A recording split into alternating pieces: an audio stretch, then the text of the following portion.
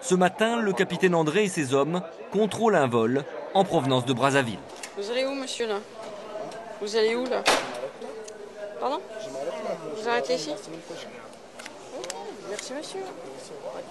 C'est quoi qui vous attire l'attention quand vous jetez un coup d'œil? La façon dont ils ont de regarder, de se comporter, s'ils sont nerveux, s'ils ne sont pas sûrs d'eux, ces passagers-là, c'est évident qu'on va les regarder avec un peu plus d'attention. Et ce monsieur, le grand en particulier, quand j'ai vu qu'il était nerveux, c'est évident que je vais également regarder pourquoi il est nerveux. Parce que l'agressivité peut être aussi une arme pour eux d'essayer de me faire peur. Parce que bon, il faisait 2 mètres, moi j'en fais la moitié, quoi. La nervosité est en effet l'un des signes qui attire l'attention des policiers. Mais en fait, l'homme était en règle.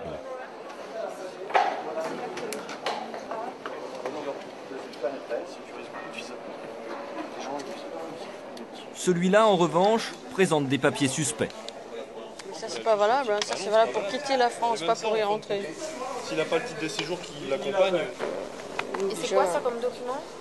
Récépissé demande de carte de séjour. Donc ce monsieur a demandé une carte de séjour sur le territoire français.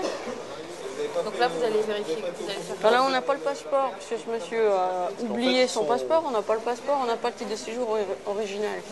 Donc nous, mais comme le document est plastifié, on ne peut pas correctement vérifier les sécurités qui sont dessus. On va devoir le placer en vérification, appeler la préfecture, vérifier que le monsieur qui est connu en préfecture est bien celui que nous avons devant nous. Et puis sans passeport, ce monsieur, normalement, ne peut pas entrer en France.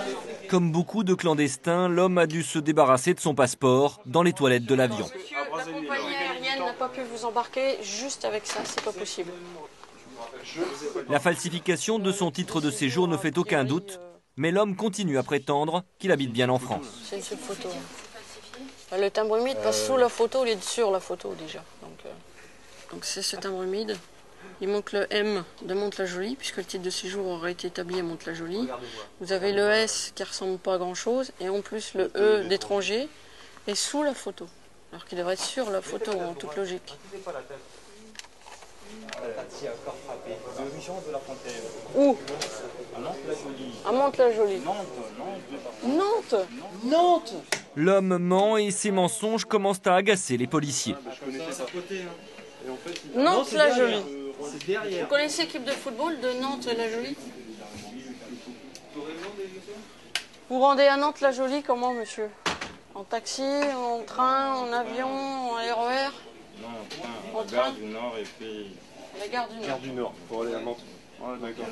À la gare du Nord, pour aller à Nantes.